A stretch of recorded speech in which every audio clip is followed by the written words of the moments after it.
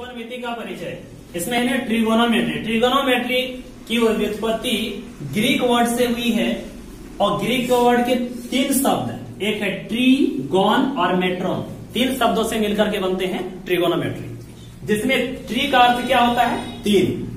Tree का अर्थ होता है 3 और गॉन का अर्थ हो जाता है भुजा और मेट्रोन का अर्थ हो जाता है माप। ठीक है, यानी क्या हो गया? 3 भुजा और लिखा है माप।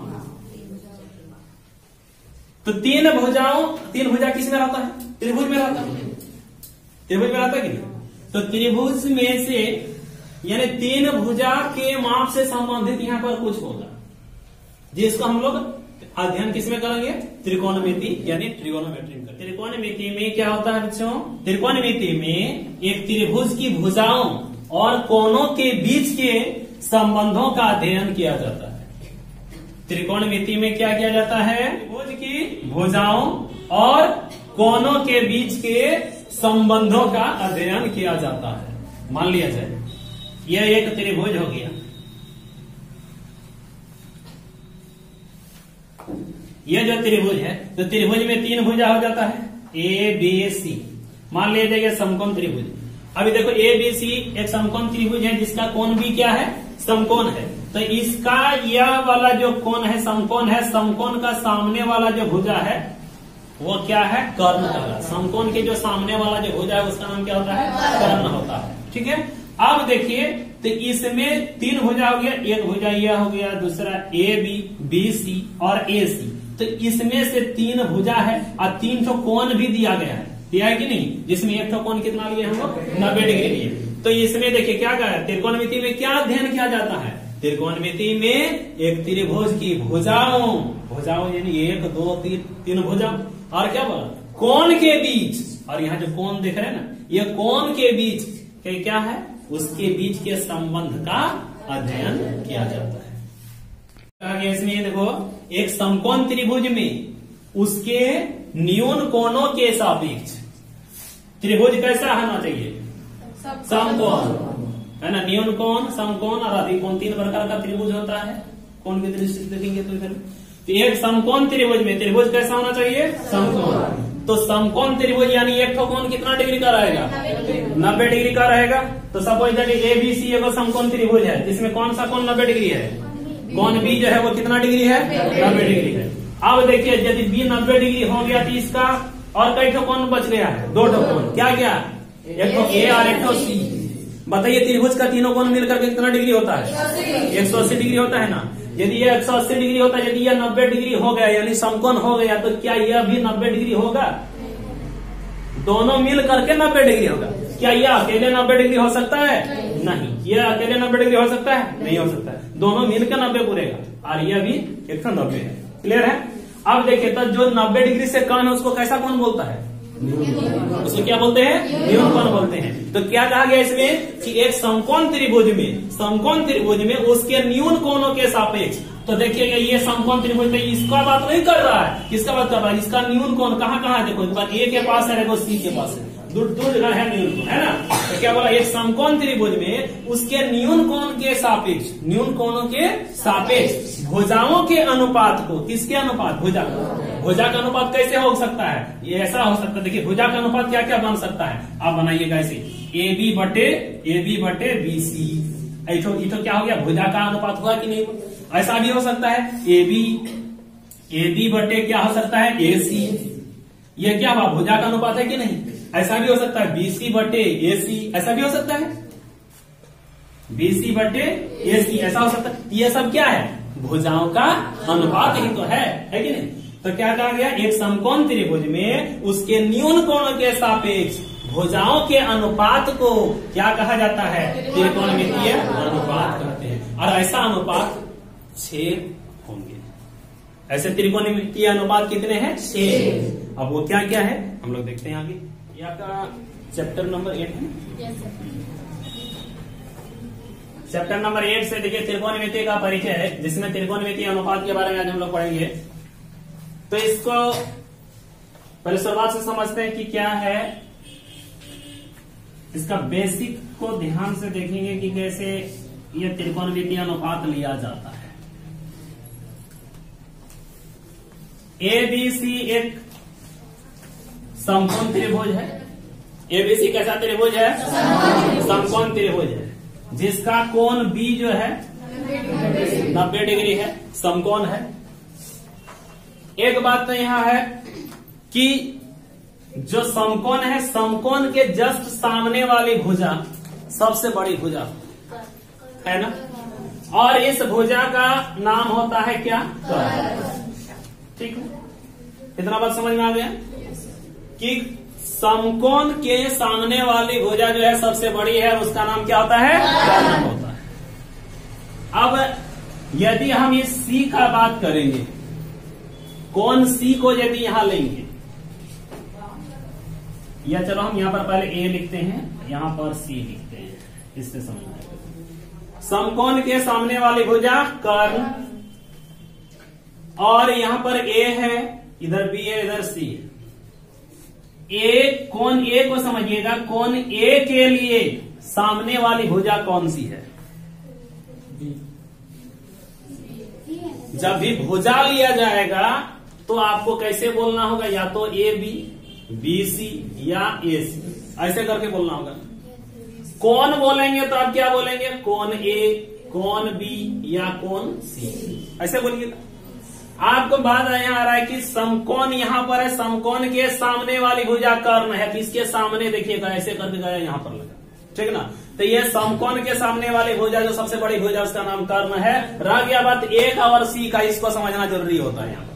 यदि हम कोण ए को लेंगे, ए और सी जो है न्यून कोण है, क्योंकि ये 90 डिग्री हो गया है, तो ये दोनों कोण निश्चित ही 90 डिग्री से, इसका भी माप 90 डिग्री से कम होगा और इसका भी माप 90 डिग्री से कम होगा, यानी ये ए और सी दोनों कैसा कोण है? न्यून कोण। ए को लेते हैं हम लोग, कोण ए के लिए देखिएगा, आप यहां से फायर कीजिए, किसको लगेगा? यहां से आप गोला छोड़िएगा तो किसको लगेगा? इसी को लगेगा। तो वही समझिए, यहां से इसको मारता है तो क्या हो गया? ये वाला जो हो गया एकदम सामने। हमारे सामने में कौन है? आप लोग। आपके सामने कौन है? तो उसी तरह से इस ए के सामने में कौन है? कोण ए के सामने में कौन सी भुजा है? बीसी। कोण ए के सामने वाली भुजा का नाम? बीसी। Very good. तो जो सामने वाली भुजा है ना बच्चों, उसका नाम होता है सम्मुख भुजा। उसको क्या कहते हैं? सम्मुख। कोण ए की बात हो रही है, तो कोण ए के लिए सामने वाली भुजा या क्या कहा जाए? सम्मुख भुजा। तो वो क्या हो जाएगा? कोण ए के लिए सामने वाली भुजा हो गई बीसी। इसको कहेंगे हम क्या? कोण ए की सम्मुख भुजा। क्या नाम देंगे इसको? कोण ए की सम्मुख भुजा। जब ये कोण ए की सम्मुख भुजा है और इसका नाम क्या हो गया है? कर्ण। दो टक फिक्स हो गया। अब ए से देखिएगा, ये जो कोण ए बन रहा है यहाँ पर कोण ए, तो कोण ए को बनाने वाली दो भुजा है। क्या क्या? एगो ए सी और एक तो ए बी है या नहीं?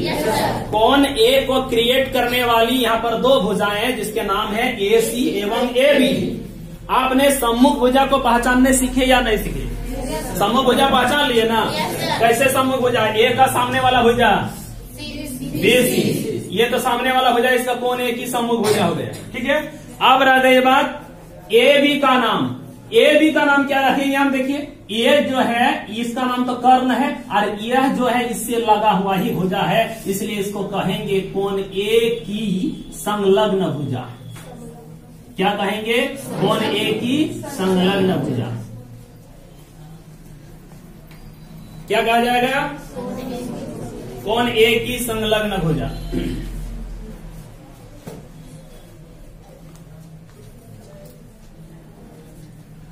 देखिए, कोण ए के बारे में आपने सम्मुख भुजा को पहचानने सीख गए और कोण ए का संलग्न भुजा पहचान लिए कि नहीं पहचाने? हमने अभी कौन सा कोण को लेकर के चल रहे थे?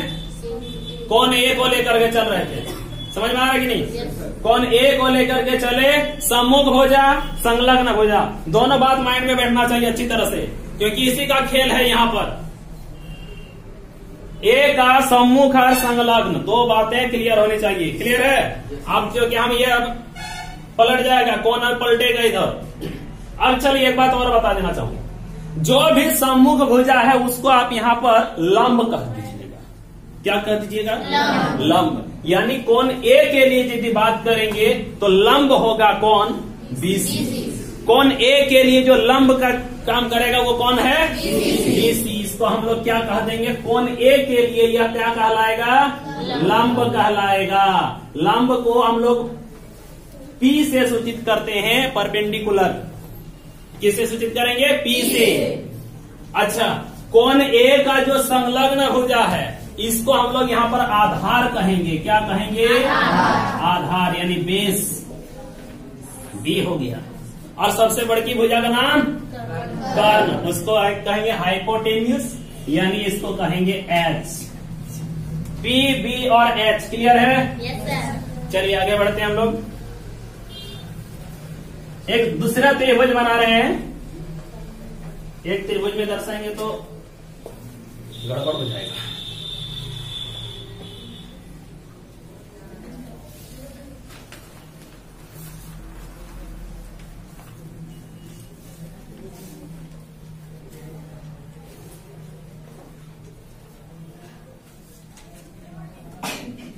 यह भी एक त्रिभुज है। कैसा त्रिभुज है वो? यह भी समकोण त्रिभुज है।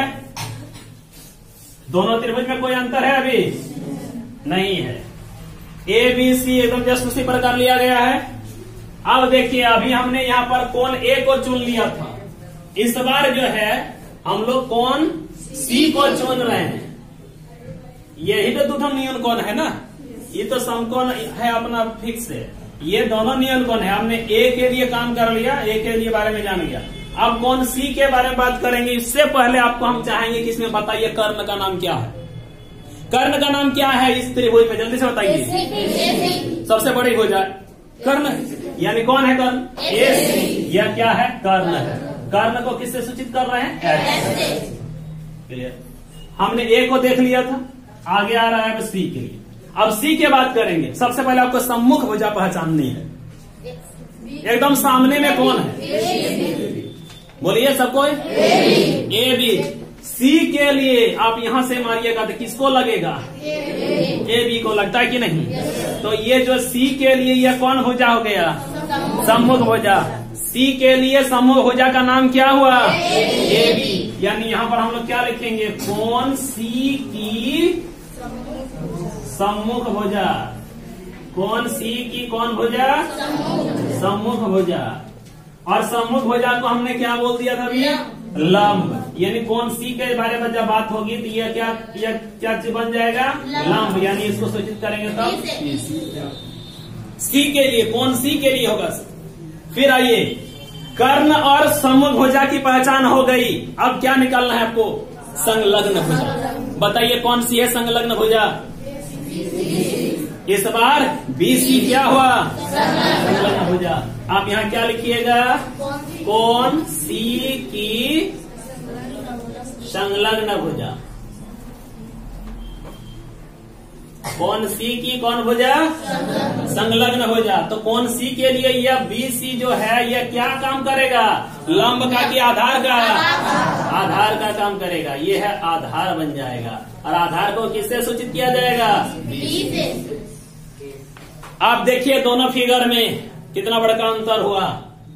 जब हम ए ले रहे थे, ध्यान दीजिए, कोण ए को जब हम समझ ले रहे थे तो ए के लिए क्या हो रहा था? ए बी, देखो बी सी बना था लंब। ध्यान दीजिएगा, जब हम कोण ए लिए थे, कोण ए के सापेक्ष ले रहे थे तो बी सी क्या बना था? लंब। लेकिन यही देखिए, जब हम सी के सापेक्ष लेने लगे तो यही बी सी जो यहाँ लंब बना था यहाँ क्या? आधार बना। क्लियर है? दूसरी बात यहाँ पर आइए, इस त्रिभुज में जब हमने ए को चुना था, ए बी क्या काम कर रहा था? आधार का काम कर रहा था। लेकिन जब हमने सी को लिया तो यही ए बी भुजा क्या बन गया? लंब बन गया। सम्मुख भुजा, संलग्न भुजा, अच्छी तरह से दिमाग में घुसना चाहिए। आ गया? सम्मुख भुजा, संलग्न भुजा। सम्मुख भुजा को कौन चीज से सूचित करेंगे? पी से, यानी लंब, यानी वो बन जाएगा पी। और संलग्न भुजा को आधार कहेंगे और उसको बी से सूचित किया जाएगा। कहीं कोई दिक्कत इसमें नहीं। त्रिकोणमितीय अनुपात जो हम लोग देखने वाले हैं, इसमें ए बी सी एक समकोण त्रिभुज लिया गया है। कोण ए के सापेक्ष, ये जो न्यून कोण है इसके सापेक्ष हम लोग ले रहे हैं, तो ये हो गई संलग्न भुजा और ये हो गई सम्मुख भुजा, और इसका नाम तो कर्ण है। चलिए, त्रिकोणमितीय अनुपात के बारे में कल चर्चा हुई थी। क्या? किसी समकोण त्रिभुज में न्यून कोण के सापेक्ष उनके भुजाओं के अनुपात को क्या कहते हैं? त्रिकोणमितीय अनुपात कहते हैं। किसी समकोण त्रिभुज में उनके न्यून कोण के सापेक्ष भुजाओं के अनुपात को त्रिकोणमितीय अनुपात कहते हैं। तो भुजाओं का अनुपात कितना प्रकार से हो सकता है, आइए देखते हैं। आप इसमें आप भुजा का अनुपात करिएगा, क्या कर सकते हैं? अनुपात यानी बटे में करके लिखिए। कैसे? आप या तो ए बी बटे ए सी करिएगा, ए बी बटे ए सी। दूसरा आप क्या कर सकते हैं? ए बी देखिएगा, ए बी बटे ए सी हो गया। आप ऐसा कर सकते हैं बी सी बटे ए सी कर सकते हैं, अथवा आप ऐसा कर सकते हैं बी सी बटे आप ए बी कर सकते हैं। देखिए 3 हो गया। अब जस्ट इसका उल्टा भी कर सकते हैं। क्या?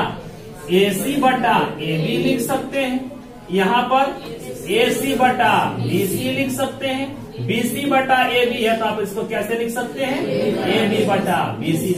इतने ही होता है त्रिकोणमितीय अनुपात। क्लियर है? आप भुजाओं का अनुपात करिएगा तो ये 6 भुजा का ही मतलब 6 तरीका से ही अनुपात निकल सकता है। समझ में आया कि नहीं आया? ये त्रिकोणमितीय अनुपात में यही भुजाओं का अनुपात भी हम लोग पढ़ने वाले हैं। क्लियर है बच्चों? लेकिन अब ये जो देख रहे हैं ये ए बी बटा ए सी, जरा ध्यान दीजिएगा। ए बी ये है, ए सी ये है, तो ये कोई खास है ना, इसका कुछ नाम रख दिया जाएगा। ये बी सी बटा ए सी देख रहा है, ये बी सी है, ये बटा ए सी, ये भी इस सबसे मिलने वाला है क्या? अलग है ना, तो इसका भी कोई स्पेशल नाम रख दिया जाएगा। तो क्या क्या नाम रख दिया जाता है, आइए देखते हैं इसको। उसको नोट कर लिए? तो इस सब में, इस सब का जो है भुजाओं का जो अनुपात हुआ है, तो इसका कुछ नाम दिया गया है जिसको कहा गया है त्रिकोणमितीय अनुपात। आइए देखते हैं कैसे होता है आगे।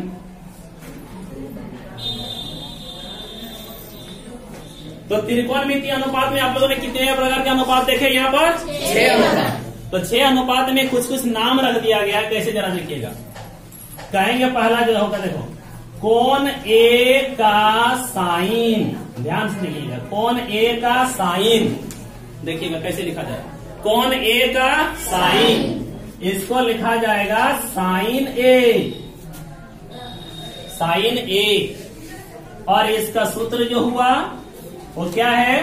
देखिए, कोण ए की सम्मुख भुजा, कोण ए की सम्मुख भुजा बटे कर्ण। कोण ए की सम्मुख भुजा बटे कर्ण।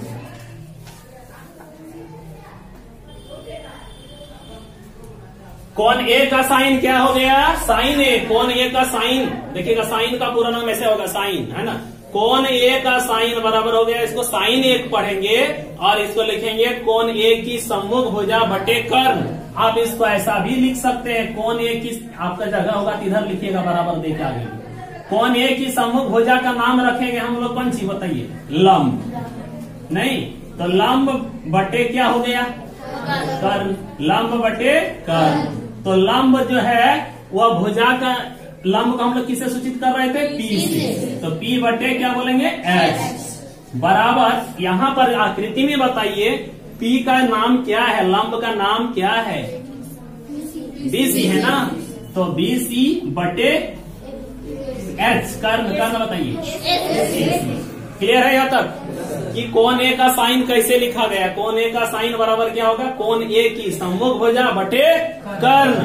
तो कोण ए का सम्मुख भुजा तो लंब होगा, तो लंब कहेंगे, और बटे क्या हो गया? कर्ण। लंब को सूचित करेंगे शॉर्टली तो हम लोग बी से सूचित करेंगे, और कर्ण के लिए एच। समझ आ रहा है? अब यहाँ पर पी कौन है? ये वाला है। पी का जो भुजा है, तो भुजा का नाम कौन चीज है? बी सी है, और कर्ण का नाम क्या है? ए सी है। क्लियर है? नेक्स्ट आते हैं कोण ए का साइन, क्लियर हो गया। नेक्स्ट आइए कोण ए का कोसाइन, कोण ए का कोसाइन, कोसाइन का कैसे लिखा जाएगा देखो, कॉस ए।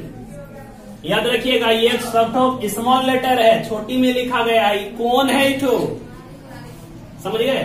कॉस ए, कौन ए का कोसाइन माने क्या हो गया, कॉस ए। और कॉस ए के लिए क्या सूत्र होगा, कौन ए की संलग्न भुजा, कौन ए की संलग्न भुजा और बटे कर्ण, कौन ए की संलग्न भुजा बटे कर्ण। बताइए संलग्न भुजा को क्या कहा जाता है, जैसे इसको लिखा गया, ऐसे बोलिए आगे, वेरी गुड, आधार, आधार बटे कर्ण, आधार बटे कर्ण। आधार को हम शॉर्टली क्या लिखेंगे, बी, बी बटे एच। अब बराबर हमारा यहाँ पर बी का नाम क्या है, बी, ये देखो बी कौन है, ए बी। यहाँ पर इस आकृति से लिखेंगे तो हो जाएगा ए बी बटे ए सी। समझ में आ रहा है, ये हो गया कोण ए का कोसाइन। अब पढ़ेंगे हम लोग कोण ए का टेंजेंट, कोण ए का टेंजेंट, इसको लिखा जाएगा tan ए।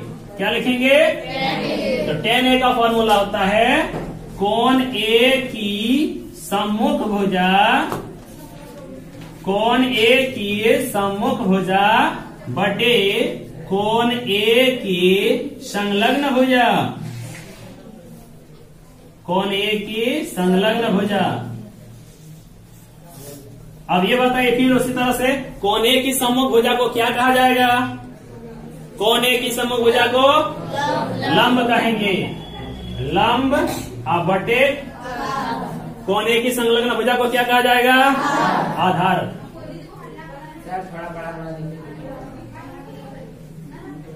और लंब को हम लोग शॉर्टली क्या लिखेंगे, पी, और आधार को बी।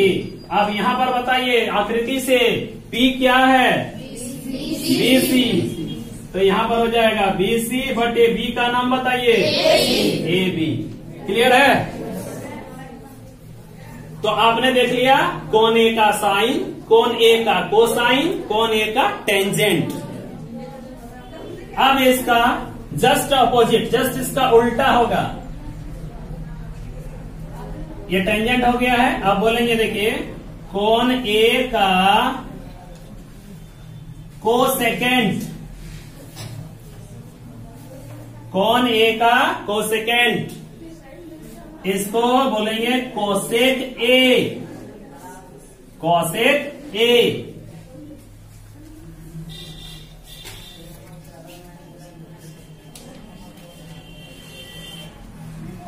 तो क्या होगा इसका, कोसेक ए, जस्ट उसका उल्टा करते जाइएगा, जैसे यहां पर था अब उसका उल्टा करिएगा। बोलिए क्या लिखेंगे आप, शुरू से अब जस्ट उसका उल्टा करते जाइए, कर्ण बटे कोण ए की सम्मुख भुजा, यानी कर्ण हो गया ऊपर और बटे क्या है, सम्मुख भुजा को क्या कहा जाता है, लंब। और यानी इसको बोलेंगे एच बटा बी, और यहाँ पर से देखिएगा तो एसी बटे बीसी। अगला चाहिए हम लोग, देखिए कितना हो गया, 1 2 3 4 का हुआ है और दूठा है। अब बोलेंगे कोण ए का सेकेंड, इसको लिखा जाता है सेक ए। क्या लिखते हैं, सेक ए। सेक किसका उल्टा हो जाएगा, कॉस का। ऊपर से इसका उल्टा हुआ ना, इस बार किसका उल्टा होना है, कॉस का। बोलिए क्या लिखा जाएगा इस बार, कर्ण बटे कोण ए की संलग्न भुजा, यानी कर्ण बटे आधार, और इसको लिखा जाएगा एच बटा बी। और यहाँ पर चलिएगा तो एच का नाम क्या है, एसी बटे ए बी, इसका हो जाएगा एसी बटे ए बी। अगला होगा कोण ए का कोण ए का, ये देखो यहां पर क्या हुआ था, टेंजेंट, इस बार हो जाएगा कोटेंजेंट।